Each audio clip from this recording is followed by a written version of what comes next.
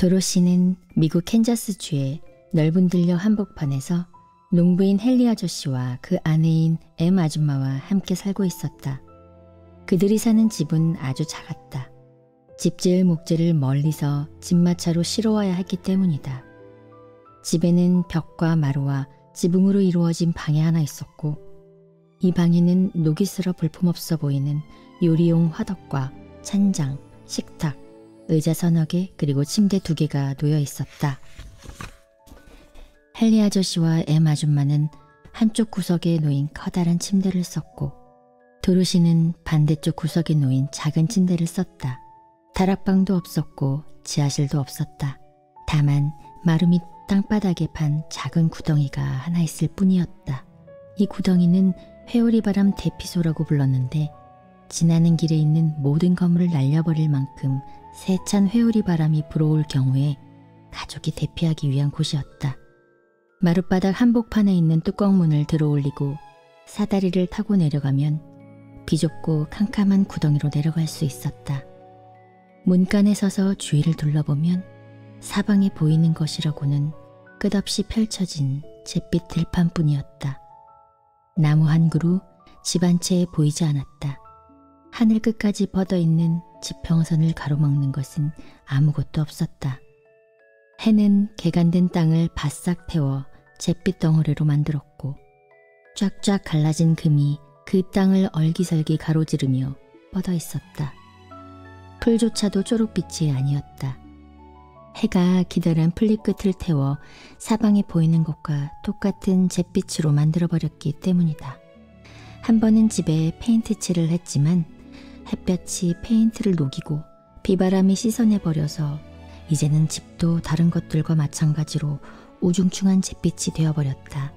엠 아줌마가 처음 이곳에 살러 왔을 때에는 젊고 예쁜 새색시였다. 해와 바람은 아줌마도 가만 내버려두지 않았다. 눈에서는 생기가 사라지고 칙칙한 잿빛만 남았고, 볼과 입술도 발그레한 핏기가 사라져 역시 잿빛이 되었다. 아줌마는 이제 비적 여유였고 웃음도 잃어버렸다. 고아인 도로시를 이 집에 처음 데려왔을 때 엠 아줌마는 도로시가 즐겁게 웃을 때마다 깜짝 놀라서 비명을 지르며 손으로 가슴을 누르곤 했다. 아직도 아줌마는 도로시가 웃으면 이런 환경에서도 웃을거리를 찾아낼 수 있다는 게 놀랍다는 듯이 어린 여자아이를 바라보곤 했다. 헨리 아저씨도 웃는 일이 없었다. 아저씨는 새벽부터 밤늦게까지 부지런히 일했지만 기쁨이 무엇인지 알지 못했다. 아저씨도 길게 자란 턱수염에서부터 낡은 장화에 이르기까지 온통 잿빛이었고, 늘 엄격하고 딱딱한 표정을 지은 채 말도 거의 하지 않았다. 도로시를 웃게 만드는 것은 토토였다. 토토가 없었다면 도로시도 주위에 있는 사람들이나 자연처럼 잿빛이 되어버렸을 것이다. 토토는 잿빛이 아니었다. 토토는 자그마한 검정 강아지였는데, 비단결같이 부드럽고 긴 털이 북슬북슬하고 우스꽝스럽게 생긴 조그만 코 양쪽에 작고 까만 눈이 또랑또랑 빛나고 있었다. 토토는 온종일 뛰어놀았고, 도로시도 토토와 함께 놀기를 좋아했다. 도로시는 토토를 무척 사랑했다. 그러나 그날은 도로시도 토토도 놀지 않았다. 헨리 아저씨는 문간의 층계에 앉아 여느 때보다 더욱 잿빛으로 변한 하늘을 걱정스럽게 바라보고 있었다. 도로시도 토토를 안고 문간에 서서 하늘을 쳐다보았다. 엠 아줌마는 설거지를 하고 있었다. 저 멀리 북쪽에서 낮게 으르렁거리며 바람소리가 들려왔다. 헨리 아저씨와 도로시는 길게 자란 풀들이 다가오는 폭풍 앞에서 물결치며 허리를 굽히는 것을 볼 수 있었다. 이제는 남쪽 하늘에서도 휘파람 소리같이 윙윙거리는 소리가 들려왔다. 그쪽으로 눈을 돌리자 남쪽 들판에서도 풀들이 잔물결을 일으키고 있는 게 보였다. 잔물결은 점점 이쪽으로 다가오고 있었다. 헨리 아저씨가 갑자기 벌떡 일어나 엠 아줌마에게 소리쳤다. 회오리 바람이 오고 있어 여보. 나는 가축들을 돌보러 가야겠어. 그러고는 소와 말을 가두어 둔 헛간으로 달려갔다. M 아줌마는 설거지를 멈추고 문간으로 달려왔다. 주위를 힐끗 둘러보기만 해도 위험이 바싹 다가온 것을 한눈에 알 수 있었다. 아줌마가 외쳤다. 도로시, 빨리 대피소로 가거라, 어서! 토토는 도로시의 품에서 뛰어내리더니 침대 밑으로 달아나고 말았다. 도로시는 허둥지둥 토토를 붙잡으러 달려갔다. 잔뜩 겁을 먹은 M 아줌마는 마룻바닥에 뚜껑문을 들어 올리고는 사다리를 타고 캄캄한 구덩이 속으로 내려갔다. 도로시도 겨우 토토를 붙잡고 구덩이 속으로 달려가기 시작했다. 방을 절반쯤 가로질렀을 때 윙윙 바람 소리가 나더니 지진이라도 난 듯이 집이 마구 흔들렸다. 도로시는 그만 엉덩방아를 찢고 그 자리에 쓰러지고 말았다. 그 순간 이상한 일이 일어났다. 집이 두세 번 빙글빙글 돌더니 공중으로 둥실둥실 떠올랐다. 도로시는 풍선을 타고 하늘로 올라가고 있는 듯한 느낌이 들었다. 북쪽에서 불어오는 바람과 남쪽에서 불어오는 바람이 도로시네 집이 서 있는 곳에서 맞부딪혀서 도로시네 집이 회오리 바람의 한복판에 휩쓸리게 된 것이다. 회오리 바람의 중심은 대개 바람이 잔잔한 법이다. 하지만 집을 에워싼 바람의 압력이 너무 강해서 도로시네 집은 점점 높이 올라가 마침내 회오리 바람 꼭대기에 이르렀다. 회오리 바람에 실린 도로시네 집은 마치 새털처럼 둥둥 떠서 넓은 들판을 날아갔다. 사방이 캄캄해서 아무것도 보이지 않았고 주위에서는 바람이 무섭게 울부짖고 있었지만 도로시는 아주 편안하게 바람을 타고 있었다. 처음에 집이 두세 번 빙글빙글 돈 뒤 한 번 심하게 기우뚱거렸을 때에도 도로시는 요람 속에 누운 아기처럼 부드럽게 흔들리는 듯한 기분을 느꼈다. 그러나 토토는 기분이 별로 좋지 않은 모양이었다. 토토는 요란하게 짖어대면서 방을 이리저리 뛰어다녔다. 그러나 도로시는 조용히 마룻바닥에 앉아서 다음에 일어날 일을 기다렸다. 한 번은 토토가 열린 뚜껑문에 너무 가까이 다가갔다가 그만 구멍 속으로 빠지고 말았다. 처음에 도로시는 토토를 잃어버린 줄 알았다. 그러나 토토의 한쪽 귀가 구멍 위로 삐죽 올라와 있는 것이 보였다. 바람의 압력이 너무 강해서 토토는 밑으로 떨어지지 않고 공중에 떠 있었던 것이다. 도로시는 구멍 쪽으로 기어가서 토토의 귀를 잡고 다시 방 안으로 끌어올렸다. 그런 다음 더 이상 사고가 일어나지 않도록 뚜껑문을 닫아버렸다. 몇 시간이 지났다. 도로시는 서서히 두려움이 사라졌지만 몹시 외로웠다. 사방에서 바람이 너무 시끄럽게 울부짖는 바람에 귀청이 떨어져 나갈 지경이었다. 처음에 도로시는 집이 땅바닥으로 떨어지면 자기도 산산조각이 나지는 않을까 걱정했다. 그러나 몇 시간이 지나도 끔찍한 일은 일어나지 않았기 때문에 도로시는 걱정을 떨쳐버리고 앞으로 일어날 일을 차분히 기다리기로 마음먹었다. 마침내 도로시는 이리저리 흔들리는 마룻바닥을 엉금엉금 기어가서 침대에 누웠다. 토토도 도로시를 따라와서 옆에 나란히 누웠다. 집이 흔들리고 바람이 사방에서 울부짖고 있는데도 도로시는 곧 눈을 감고 깊은 잠속으로 빠져들었다. 먼치킨들과의 만남. 도로시는 느닷없이 심한 충격을 받고 잠에서 깨어났다. 충격이 너무 심해서 도로시가 푹신한 침대에 누워있지 않았다면 크게 다쳤을지도 모른다. 도로시는 놀라서 숨을 죽이고 무슨 일이 일어났나 하고 걱정했다. 토토는 차가운 코를 도로시의 얼굴에 비벼대며 낑낑거렸다. 침대에 일어나 앉은 도로시는 집이 더 이상 움직이지 않는다는 것을 알아차렸다. 어둡지도 않았다. 밝은 햇살이 창문으로 쏟아져 들어와 작은 방을 가득 채우고 있었기 때문이다. 도로시는 침대에서 뛰어내려 문으로 달려갔다. 토토가 도로시를 바싹 따라왔다. 도로시는 문을 활짝 열었다. 도로시는 깜짝 놀라서 소리를 질렀다. 그리고 주위를 둘러보면서 눈앞에 펼쳐진 광경에 눈이 점점 더 휘둥그레졌다. 회오리 바람이 도로시네 집을 어느 이상하고 아름다운 고장 한복판에 부드럽게 내려놓은 것이다. 사방에는 아름다운 초록빛 풀밭이 펼쳐져 있고 나무에는 맛있는 과일이 주렁주렁 매달려 있었다. 어디를 보아도 화려한 꽃들이 무더기로 피어 있고 숲과 덤불에서는 깃털이 멋진 희귀한 새들이 지저귀며 날개를 퍼덕거리고 있었다. 조금 떨어진 곳에서는 작은 개울이 햇빛에 반짝거리며 풀이 새파랗게 돋아난 언덕 사이로 힘차게 흐르고 있었다. 졸졸거리는 시냇물 소리는 그동안 오랫동안 메마른 잿빛 들판에서 살았던 도로시에게 더없이 상쾌하게 들렸다. 도로시는 문간에 서서 그 낯설고 아름다운 경치를 바라보고 있다가 괴상하게 생긴 사람들이 다가오는 것을 알아차렸다. 그렇게 생긴 사람은 여태껏 한 번도 본 적이 없었다.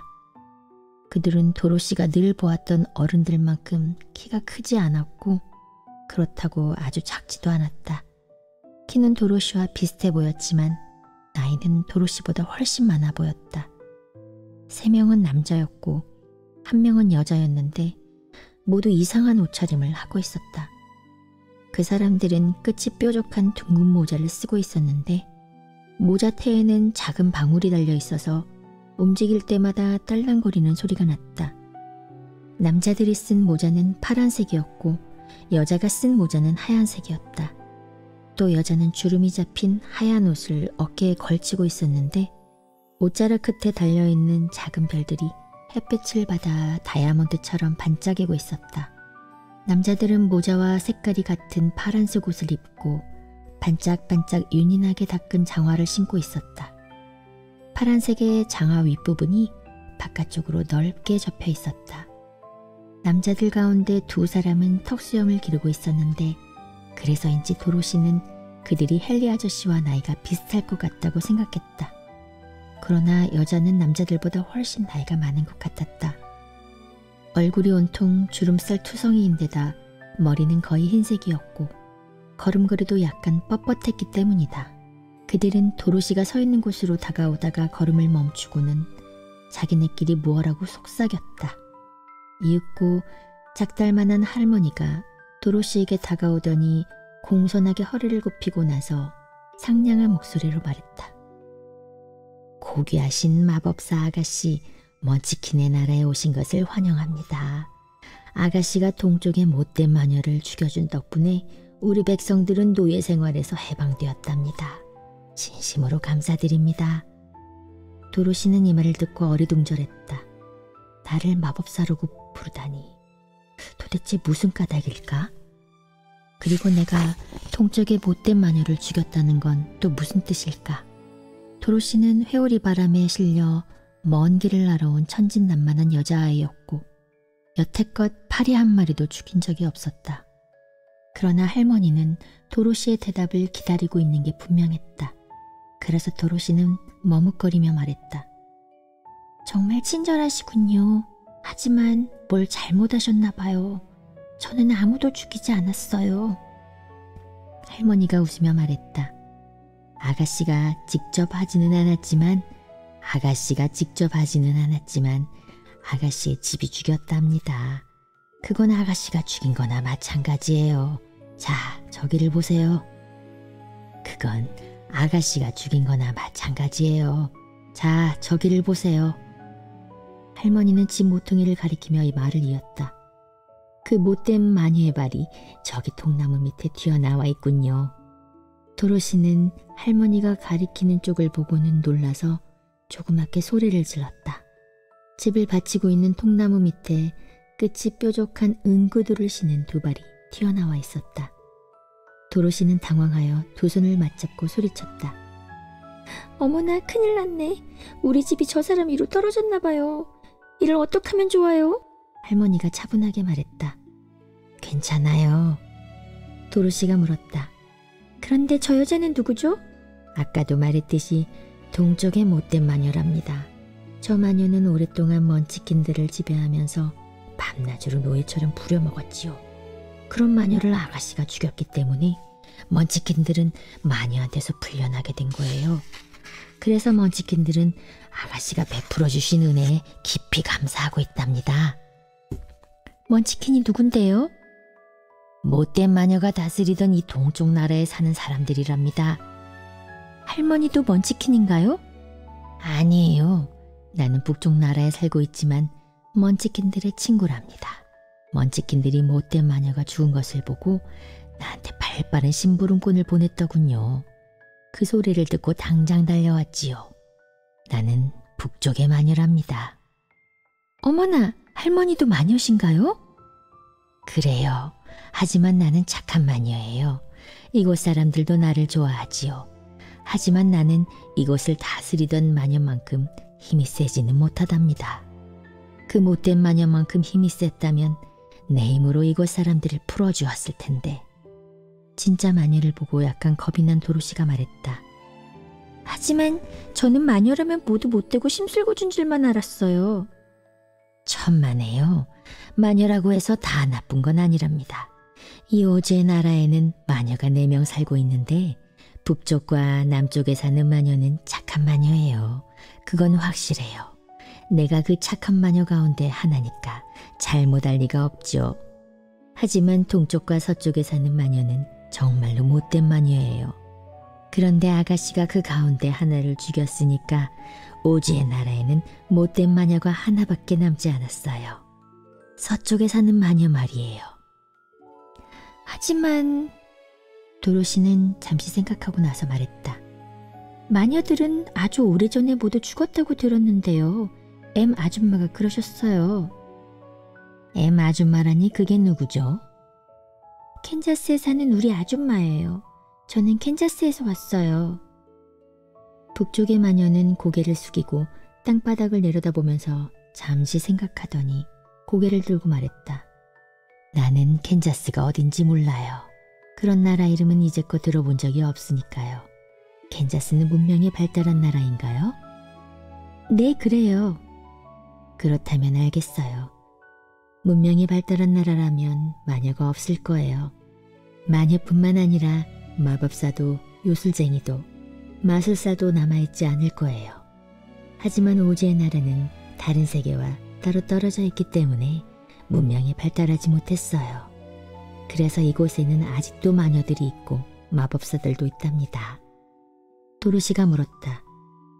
마법사들은 누구예요? 마녀는 소리를 낮추어 속삭였다. 오즈가 가장 위대한 마법사인데 우리 모두를 합친 것보다도 힘이 더 세답니다. 오즈는 에메랄드시에 살고 있지요. 도로시는 좀 더 자세한 것을 묻고 싶었다. 그런데 바로 그때 옆에서 말없이 서있던 먼치킨들이 큰 소리로 외치며 못된 마녀가 깔려있던 곳을 가리켰다. 마녀가 물었다. 무슨 일이죠? 마녀는 먼치킨들이 가리키는 곳을 돌아보고는 소리내어 웃기 시작했다. 죽은 마녀의 발이 완전히 사라지고 그곳에는 응구두밖에 남아있지 않았다. 저 마녀는 나이가 너무 많아서 햇볕에 빨리 말라버린 거예요. 그게 못된 마녀의 최후지요. 하지만 응구두는 아가씨가 가지세요. 이 응구두는 아가씨가 신어야 해요. 마녀는 허리를 굽혀 구두를 집어들더니 먼지를 턴 다음 도로시에게 건네주었다. 먼치킨들 가운데 하나가 말했다. 죽은 마녀는 그 구두를 무척 소중히 여겼지요. 그 구두에는 놀라운 마력이 있는 모양인데 그게 뭔지는 우리도 몰라요. 도로시는 구두를 집 안으로 가져가서 식탁 위에 올려놓았다. 그리고 다시 밖으로 나와서 먼치킨들에게 말했다. 저는 아줌마와 아저씨들한테 빨리 돌아가고 싶어요. 몹시 걱정하고 계실 거예요. 제가 집으로 돌아가는 길을 찾을 수 있게 도와주시겠어요? 먼치킨과 마녀는 서로 얼굴을 쳐다본 다음 도로시를 바라보며 고개를 저었다. 첫 번째 먼치킨이 말했다. 여기서 동쪽으로 가면 그리 멀지 않은 곳에 큰 사막이 있어요.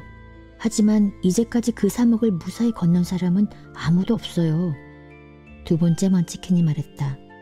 남쪽도 마찬가지예요. 내가 한번 가본 적이 있어서 잘 아는데 그곳에는 화들링들이 살고 있어요. 세 번째 먼치킨이 말했다. 서쪽도 마찬가지라고 들었습니다. 그곳에는 윙키들이 살고 있지요. 서쪽에 못된 마녀가 다스리고 있는데 누구든지 그곳을 지나가면 붙잡아서 노예로 만들어버린답니다. 마녀가 말했다. 북쪽은 내 나라예요. 그런데 북쪽 끝에도 큰 사막이 둘러싸고 있어요.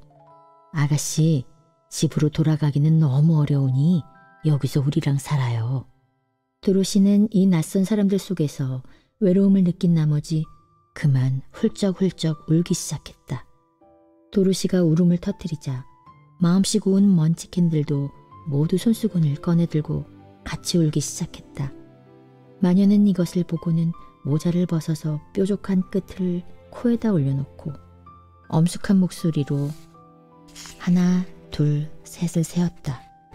그러자 모자가 당장 칠판으로 변했다. 그 칠판에는 하얀 분필로 커다란 글자가 씌어 있었다. 도로시를 에메랄드시로 보내라.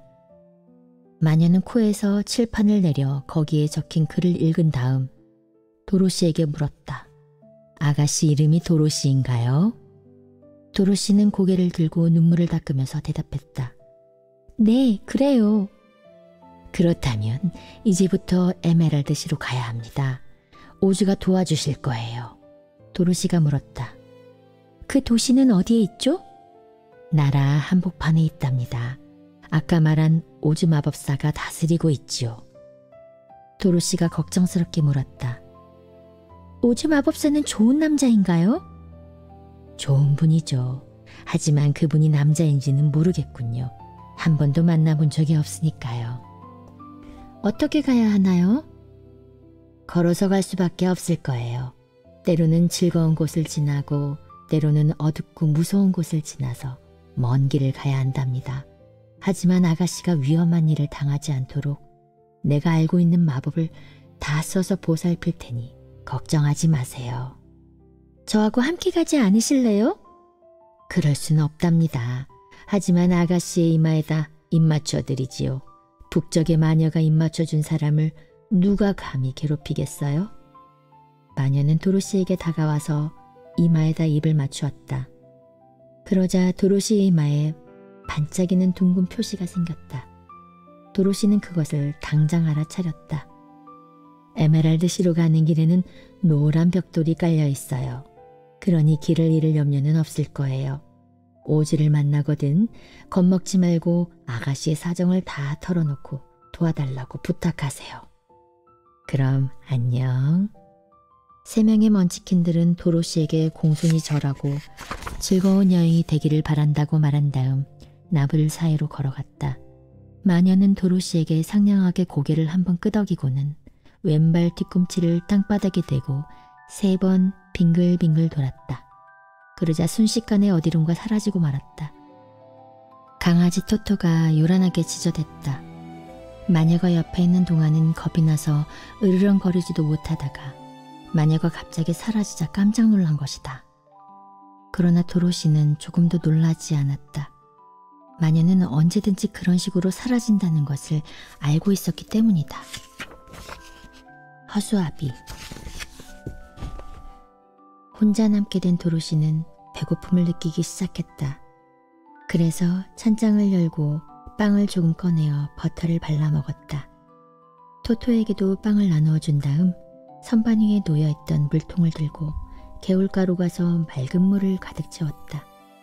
토토는 나무들이 있는 데로 달려가서 나뭇가지에 앉아있는 새들을 보고 지저대기 시작했다. 도로시는 토토를 데리러 가다가 나뭇가지에 맛있는 과일이 주렁주렁 매달려 있는 것을 보고는 과일을 몇 개 땄다. 아침 식사로 그런 과일을 먹고 싶었기 때문이다. 그런 다음 도로시는 집으로 돌아가 토토와 함께 시원한 물을 실컷 마신 다음 에메랄드시로 떠날 준비를 시작했다. 도로시는 갈아입을 옷이 한 벌밖에 없었지만 그옷은 마침 깨끗이 세탁되어 침대 옆에 못에 걸려 있었다. 흰색과 파란색 체크 무늬가 있는 무명 옷이었다. 하도 여러 번 빨아서 파란색은 약간 바랬지만 아직도 예쁜 옷이었다. 도로시는 정성껏 세수를 하고 깨끗한 옷으로 갈아입고 머리에는 햇볕을 가려줄 챙이 달린 분홍색 모자를 썼다. 몸차림이 끝나자 작은 바구니를 가져와서 찬장에 있던 빵을 가득 채우고 그 위에 하얀 헝겊을 덮었다. 발을 내려다본 도로시는 구두가 너무 낡아서 해진 것을 알아차렸다. 도로시가 말했다. 이걸 신고는 먼 길을 가지 못할 거야, 토토. 그러자 토토는 까만 눈으로 도로시의 얼굴을 쳐다보며 도로시의 말을 알아들었다는 듯이 꼬리를 흔들었다. 그때 도로시는 동쪽에 못된 마녀가 남긴 은구두가 식탁 위에 놓여있는 것을 보았다. 도로시는 토토에게 말했다. 저 구두가 내 발에 맞을지 모르겠네. 먼 길을 가려면 저런 신발을 신어야 할 거야. 은구두는 다를 리가 없으니까. 도로시는 낡은 가죽 구두를 벗고 은구두를 신어보았다. 은구두는 도로시를 위해 만들어진 것처럼 발에 꼭 맞았다. 도로시는 바구니를 집어들고 말했다. 가자, 토토. 에메랄드시로 가서 오즈 마법사한테 물어봐야겠어. 어떻게 하면 캔자스로 돌아갈 수 있는지. 도로시는 문을 닫고 자물쇠를 채운 다음 열쇠를 옷주머니 속에 잘 넣었다. 그러고는 종종 걸음으로 뒤따라오는 토토와 함께 여행을 시작했다. 길은 여러 갈래로 나 있었지만 노란 벽돌이 깔린 길을 찾는 데에는 그리 오랜 시간이 걸리지 않았다. 도로시는 곧 에메랄드시를 향해 힘차게 걸어갔다. 은구두가 노란 벽돌을 디딜 때마다 경쾌하게 딸깍거리는 소리를 냈다. 해는 찬란하게 빛나고 새들은 즐겁게 지저귀고 도로시는 이제 두려움이나 슬픔은 거의 느껴지지 않았다. 도로시는 노란 벽돌길을 따라 걸어가면서 주위의 풍경이 무척 아름다운 것을 보고 놀랐다. 길 양쪽으로 파란색 페인트로 말끔히 단장한 울타리가 뻗어 있고 울타리 너머에는 곡식과 채소들이 가득 자라고 있는 들판이 펼쳐져 있었다. 이렇게 많은 농작물을 재배할 수 있는 것을 보면 먼치킨들은 훌륭한 농부인 게 분명했다. 이따금 도로시는 집을 지나가곤 했다. 도로시가 지나가면 사람들은 밖으로 나와서 고개 숙여 절을 했다. 도로시가 못된 마녀를 죽여서 먼치킨들을 노예 생활에서 풀어주었다는 것을 모두 알고 있었기 때문이다. 먼치킨들의 집은 커다란 공을 반으로 자른 듯한 둥근 지붕을 씌워 놓아서 무척 희한해 보였다. 이 동쪽 나라에서는 파란색이 가장 인기 있는 색이었기 때문에 집들은 모두 파란색으로 칠해져 있었다. 저녁이 되어 오래 걸어서 지친 도로시가 어디서 잘까 걱정하고 있는데 다른 집들보다 조금 큰 집이 한 채 보였다. 집 앞의 초록빛 잔디밭에서 많은 남자와 여자들이 모여 춤을 추고 있었다. 5명의 작은 악사가 최대한 큰 소리로 바이올린을 켜고 사람들은 웃으면서 즐겁게 노래하고 있었다. 가까이에 있는 커다란 탁자에는 과일과 호두, 파이, 케이크, 그 밖에 온갖 맛있는 음식이 가득 차려져 있었다. 사람들은 도로시를 친절하게 맞이하고 함께 저녁을 먹고 밤을 보내자고 권했다. 이 집은 이 나라에서 가장 부자의 집인데 못된 마녀한테서 풀려난 것을 축하하기 위해 친구들을 불러 잔치를 벌이고 있었다. 집주인의 이름은 보크였는데 그는 도로시에게 진수성찬을 대접하며 자기가 직접 시중을 들어주었다. 저녁을 먹은 다음 도로시는 긴 의자에 앉아서 사람들이 춤추는 것을 구경했다. 도로시가 은구두를 신은 것을 보고 보크가 말했다. 아가씨는 위대한 마법사가 분명합니다. 도로시가 물었다. 왜 그렇게 생각하시죠? 아가씨는 은구두를 신고 있고 못된 마녀를 죽였으니까요. 게다가 아가씨가 입은 옷에는 하얀색 무늬가 있는데 하얀 옷을 입은 사람은 마법사뿐이거든요. 도로시는 치마에 주름을 펴면서 말했다. 내 옷은 파란색과 하얀색 체크무늬예요. 그런 옷을 입다니 정말 친절하십니다. 파란색은 우리 먼치킨들의 색깔이고 하얀색은 마법사의 색깔이죠. 그래서 우리는 아가씨가 착한 마녀라는 것을 알 수 있답니다. 도로시는 뭐라고 대꾸해야 할지 알 수가 없었다. 사람들은 모두 도로시를 마녀라고 생각하는 것 같았지만 도로시는 자신이 우연히 회오리 바람에 실려 낯선 나라에 온 평범한 여자 아이일 뿐이라는 사실을 너무나 잘 알고 있었기 때문이다. 도로시가 춤 구경에 실증을 내자 부크는 도로시를 집 안으로 데려가 예쁜 침대가 있는 방을 내주었다. 이불은 파란색 천으로 만든 것이었다. 도로시는 침대에 들어가 아침까지 단잠을 잤고 토토는 침대 옆에 파란색 깔개 위에서 몸을 웅크리고 잤다.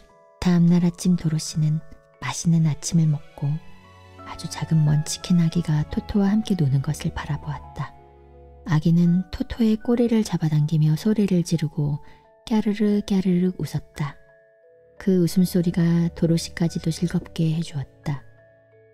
이곳 사람들은 개를 본 적이 없었기 때문에 토토는 모든 사람들에게 신기한 존재였다. 도로시가 물었다. 에메랄드 씨까지는 뭔가요? 부크가 대답했다. 그건 나도 모릅니다. 한 번도 간 적이 없으니까요. 오즈한테 볼 일이 없으면 가까이 가지 않는 편이 좋습니다. 어쨌든 에메랄드 씨는 멀리 떨어져 있어서 거기까지 가려면 여러 날이 걸릴 거예요. 이 나라는 풍요롭고 아름다운 것이지만 에메랄드 씨까지 가려면 황량하고 위험한 곳도 지나가야 할 거예요.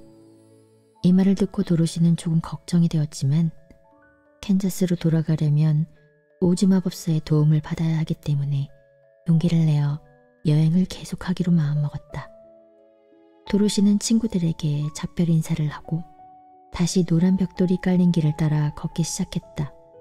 한참을 걸어간 뒤 도로시는 잠시 쉬었다 가려고 길가의 울타리 위로 올라가 앉았다. 울타리 너머에는 널따란 옥수수밭이 있었고 그리 멀지 않은 곳에 허수아비가 보였다. 새들이 옥수수를 쪼아먹지 못하도록 장대 위에 높이 매달아 놓은 것이었다. 도로시는 손으로 턱을 괴고 허수아비를 바라보며 생각에 잠겼다. 허수아비의 머리는 헝겊으로 만든 자루에 밀짚을 채워놓은 것이었는데 그 위에 눈과 코와 입이 그려져 얼굴을 나타내고 있었다.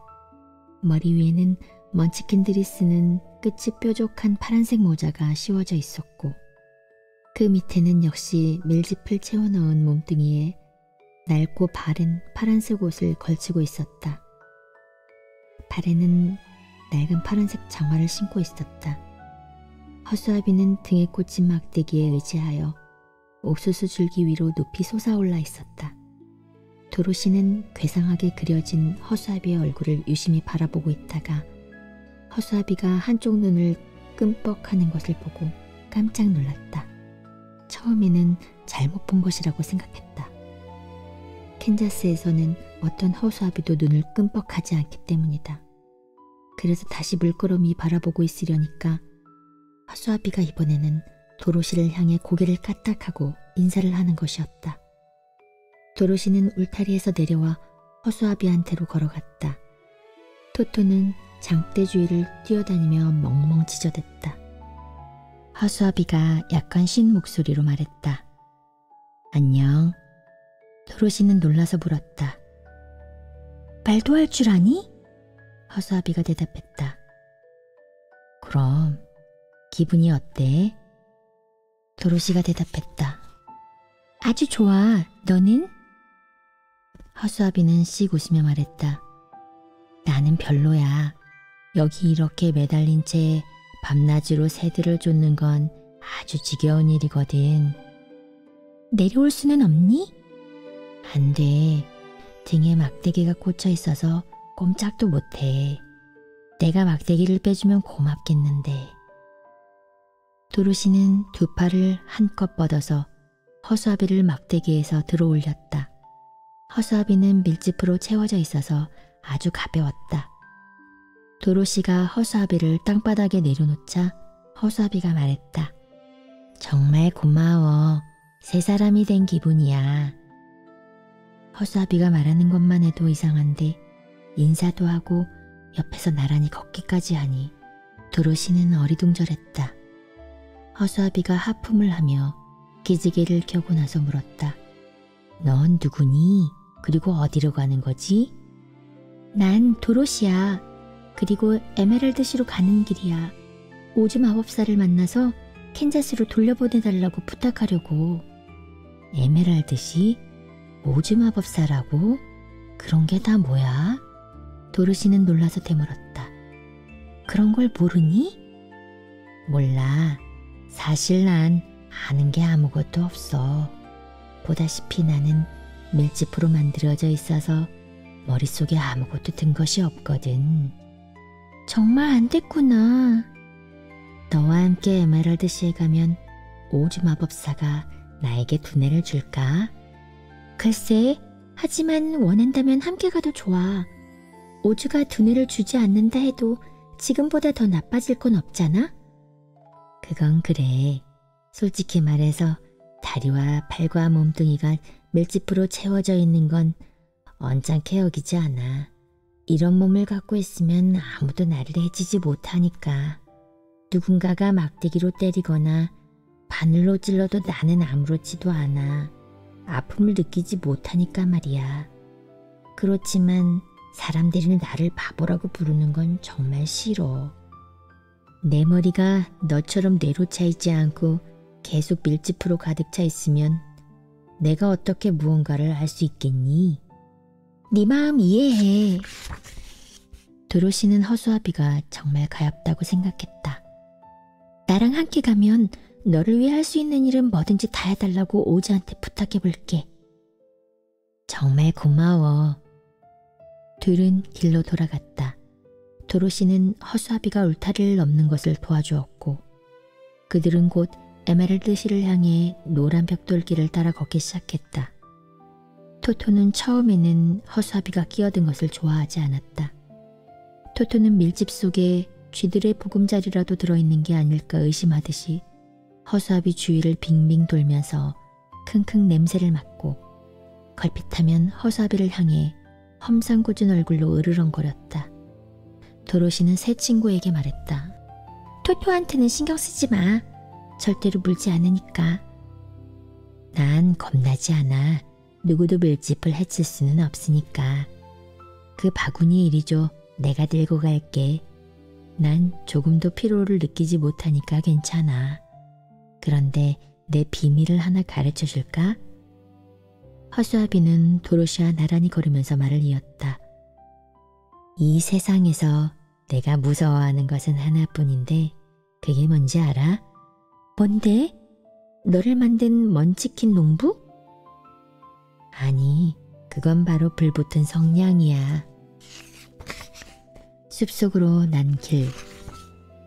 몇 시간쯤 걸어가자 길이 험해지기 시작했다. 걷기가 무척 힘들어졌고 허수아비는 울퉁불퉁한 노란 벽돌에 발부리가 걸려 자꾸만 비틀거렸다. 벽돌이 깨지거나 구덩이가 생긴 곳도 있었다. 토토는 구덩이를 만나면 훌쩍 건너뛰었고 도로시는 빙 돌아갔다. 하지만 두뇌가 없는 허수아비는 똑바로 곧장 걸어갔기 때문에 구덩이에 발이 걸려 딱딱한 벽돌 위에 엎어졌다. 그러나 허수아비는 전혀 아픔을 느끼지 못했고 그때마다 도로시가 허수아비를 일으켜 세워주곤 했다. 그러면 허수아비는 방금 전의 사고짐은 웃어넘기면서 즐겁게 도로시를 따라갔다. 그곳의 밭들은 지금까지 지나온 밭들처럼 잘 가꿔져 있지 않았다. 집도 더 적었고 과일나무도 적었다. 앞으로 나아갈수록 풍경은 점점 황량하고 쓸쓸해졌다. 정오에 그들은 길가의 작은 시냇가에 앉았다. 도로시가 바구니에서 빵을 조금 꺼내어 허수아비에게 한 조각을 주었지만 허수아비는 받지 않았다. 나는 배고프지 않아. 절대로 배가 고프지 않는다는 건 다행스러운 일이지. 내 입은 물감으로 그려져 있을 뿐이고 내가 만약 배가 고파서 음식을 먹을 수 있도록 입에 구멍을 뚫으면 내 몸을 가득 채우고 있는 밀짚이 밖으로 비어져 나와서 얼굴 모양이 망가질 거야. 도로시는 그 말이 옳다고 생각했기 때문에 고개만 끄덕이고는 계속 빵을 먹었다. 도로시가 점심 식사를 끝내자 허수아비가 말했다. 너에 대해서 말해줘. 그리고 네 고향에 대해서도. 도로시는 캔자스에 대해 자세히 이야기해 주었다. 그곳에 있는 것은 모두 황량한 잿빛이고 자신과 토토는 회오리 바람에 실려 이 이상한 날에 왔다고 설명했다. 허수아비는 열심히 듣고 나서 말했다. 이 아름다운 나라에서 계속 살면 좋을 텐데 왜 그 메마르고 황량한 곳으로 돌아가고 싶어 하는지 이해할 수가 없네. 그건 네가 두뇌를 갖고 있지 않기 때문이야. 우리 고향이 아무리 황량하고 잿빛이라 해도, 그리고 다른 나라가 아무리 아름답다고 해도 살과 피를 가진 우리 인간들은 다른 곳에서 살기보다는 고향에서 살고 싶어 해. 고향만큼 좋은 곳은 없어. 허수아비는 한숨을 내쉬었다. 물론 나는 이해하지 못해. 인간의 머리가 나처럼 밀짚으로 채워져 있다면 모든 인간이 아름다운 곳에서 살 테고, 그러면 캔자스에는 아무도 살지 않겠지. 너희 인간들이 두뇌를 갖고 있다는 건 캔자스에는 다행스러운 일이야. 쉬는 동안 나한테 뭔가 이야기해주지 않을래? 허수아비는 슬픈 눈으로 도로시를 바라보며 말했다. 나는 이 세상에 태어난 지 얼마 안 돼서 정말 아무것도 아는 게 없어. 나는 겨우 그저께 만들어졌거든. 그 전에 이 세상에서 일어난 일에 대해서는 전혀 몰라. 농부가 내 머리를 만들었을 때 맨 먼저 한 일은 귀를 그리는 일이었어. 그래서 나는 무슨 일이 일어나고 있는지 들을 수가 있었지. 그 농부는 또 다른 먼치킨 농부와 함께 있었는데 내가 맨 처음 들은 말은 그 농부들이 주고받은 대화였어. 이 귀 어때? 약간 삐뚤어진 것 같은데? 괜찮아. 삐뚤어졌어도 귀는 귀니까. 그건 그래. 이제 눈을 만들어야겠군. 농부가 내 오른쪽 눈을 그리자 농부와 내 주위에 있는 것들이 보이기 시작했지. 내가 세상을 본 건 그때가 처음이었어. 눈이 꽤 예쁘군. 파란색 물감은 바로 눈에 딱 맞는 색깔이야. 옆에 있던 먼치킨이 말했어. 그러자 농부가 이렇게 말했어. 왼쪽 눈은 좀 더 크게 그릴 생각이야. 왼쪽 눈이 그려지자 나는 조금 전보다 훨씬 잘 볼 수 있게 되었지. 이어서 농부는 내 코와 입을 만들었지만 나는 말을 하지 않았어. 그때는 입을 무엇에 쓰는 건지 몰랐거든. 나는 그들이 내 몸뚱이와 팔다리를 만드는 것을 재미있게 지켜보았지. 마침내 내 몸뚱이와 팔다리가 만들어졌을 때 나는 무척 자랑스러웠어. 이제 나도 사람들만큼 훌륭한 인간이 되었다고 생각했으니까. 내가 완성되자 농부가 말했어. 이 녀석을 옥수수밭에 세워두면 금방 효과가 나타나겠군. 진짜 사람처럼 보이니까 새들도 겁먹고 다가오지 못할 거야. 그러자 또 다른 농부가 이렇게 말했어. 사람처럼 보이는 게 아니라 진짜 사람인걸? 나도 같은 생각이었어. 농부는 나를 겨드랑이에 끼고 옥수수밭으로 가서 네가 나를 발견한 곳에 막대기를 세우고 그 꼭대기에다 나를 올려놓았지. 그러고는 나를 혼자 남겨두고 친구와 함께 가버렸어. 나는 그런 식으로 버림받는 게 싫었어. 그래서 그 사람들을 따라가려고 했지만 아무리 애를 써도 발이 땅바닥에 닿지 않아서 그 막대기 위에 매달려 있을 수밖에 없었지. 만들어진 지 얼마 되지 않아서 생각할 거리도 없었기 때문에 무척 쓸쓸한 생활이었어. 많은 새들이 옥수수밭으로 날아왔지만 나를 보자마자 내가 먼치킨인 줄 알고 놀라서 날아가 버렸지. 이것은 나를 즐겁게 해주었고 내가 아주 중요한 사람이라고 느끼게 해주었어. 얼마 뒤에 늙은 까마귀 한 마리가 가까이 날아왔어. 그 까마귀는 나를 이리저리 뜯어본 다음 내 어깨 위에 내려앉더니 이렇게 말하지 뭐야? 농부가 이런 허튼 수작으로 새들을 속이려 하다니 그거 참 놀랍군. 하지만 나처럼 똑똑한 까마귀라면 금방 알 수 있지. 네가 밀짚으로 만든 허수아비일 뿐이라는 것을 말이야. 그러고는 내 발치에 내려앉아 옥수수를 실컷 먹어치우는 거야. 내가 그 늙은 까마귀를 해치지 않는 것을 보고는 다른 새들도 옥수수를 먹으러 왔어. 그래서 순식간에 내 주위에는 엄청난 새떼가 몰려들었지 뭐야. 나는 슬펐어. 그건 결국 내가 그다지 훌륭한 허수아비가 아니라는 증거였으니까. 하지만 늙은 까마귀는 이런 말로 나를 위로해 주었어. 네 머릿속에 뇌만 들어있다면 너도 누구 못지않게 훌륭한 인간이 될 수 있었을 텐데. 아니, 어떤 인간보다는 훨씬 훌륭한 인간이 될 수도 있어. 까마귀든 인간이든 이 세상에서 가질 가치가 있는 것은 오직 두뇌뿐이야. 까마귀가 날아가 버린 뒤 나는 이 말을 곰곰이 생각하고 두뇌를 얻기 위해 애쓰기로 결심했지. 그런데 운 좋게도 네가 나타나서 나를 막대기에서 빼내주었어. 네 말을 들어보니 에메랄드시에 가면 오즈 마법사한테 두뇌를 얻을 수 있는 게 분명해. 도로시는 진지하게 말했다. 정말로 그랬으면 좋겠어. 너는 두뇌를 몹시 갖고 싶어 하는 것 같으니까. 그야 물론이지. 내가 바보라는 걸 알게 되면 기분이 고약하거든. 자, 이제 그만 길을 떠나야 해. 도로시는 바구니를 허수아비에게 건네주었다. 이제 길가에는 울타리가 전혀 없었고 땅은 개간하지 않은 거친 황무지였다. 저녁 무렵 도로시와 허수아비는 커다란 숲에 이르렀다. 아름드리 나무들이 빽빽히 우거져 나뭇가지가 노란 벽돌길 위에서 서로 맞닿아 있었다. 뒤엉킨 나뭇가지들이 지붕처럼 햇빛을 막았기 때문에 나무 아래는 거의 캄캄했다. 그러나 도로시와 허수아비는 걸음을 멈추지 않고 계속 숲속으로 들어갔다. 허수아비가 말했다. 숲으로 들어가는 길이 있으면 숲에서 나가는 길도 있을 거야. 에메랄드 씨는 이 길이 끝나는 곳에 있으니까 우리는 길을 따라가야 해. 그건 누구나 알고 있을 거야. 물론이지. 그래서 나도 아는 거야. 그걸 이해하는데 두뇌가 필요하다면 나는 절대로 그 사실을 알지 못했을 거야. 1시간쯤 걸었을 때 햇살이 희미해졌다. 그들은 어둠 속에서 비틀거리며 걷고 있었다. 도로시는 아무것도 볼 수가 없었지만 토토는 볼 수가 있었다. 개들은 어둠 속에서도 아주 잘 볼 수 있기 때문이다.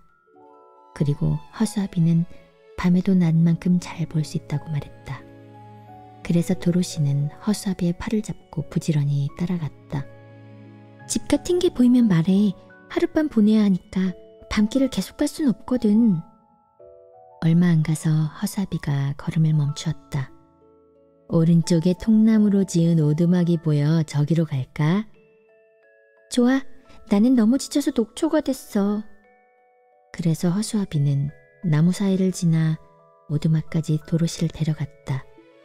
오두막 안으로 들어가 보니 한쪽 구석에 가랑잎으로 만든 침대가 보였다. 도로시는 침대에 눕자마자 깊이 잠들었고 토토도 도로시 옆에 나란히 누웠다. 지칠 줄 모르는 허수아비는 반대쪽 구석에 우두커니 선 채 아침이 오기를 기다렸다. 양철 나무꾼.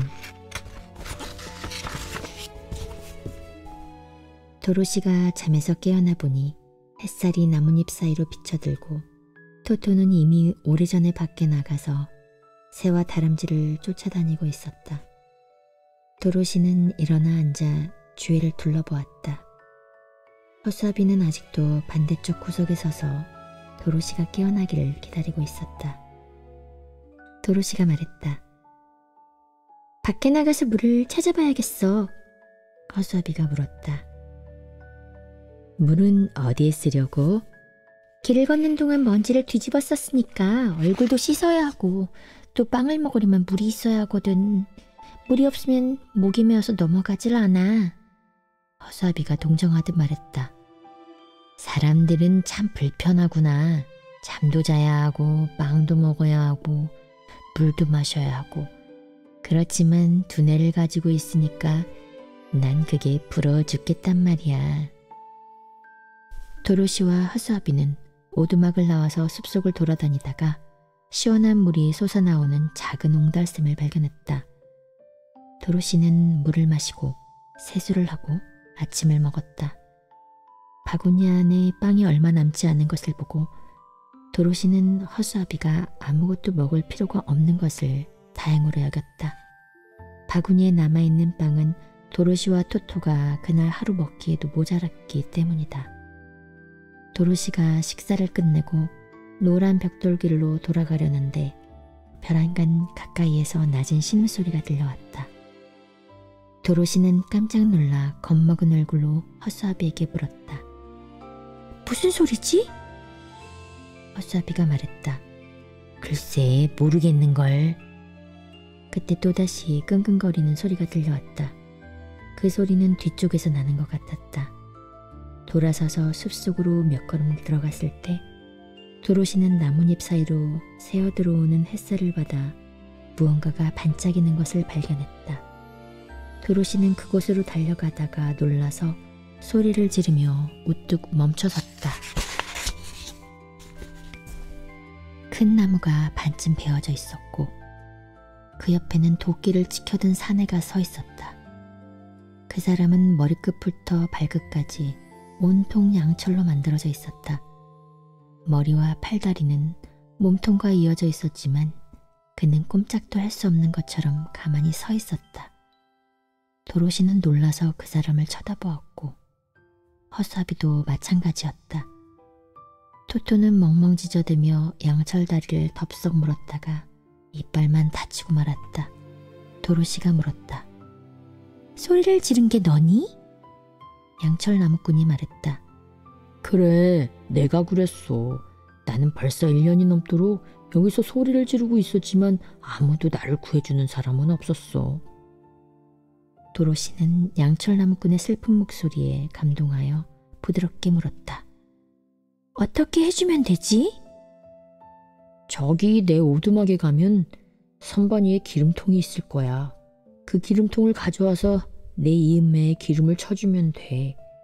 이음매마다 녹이 슬어서 움직일 수가 없거든. 기름을 듬뿍 쳐주면 금방 다시 좋아질 거야.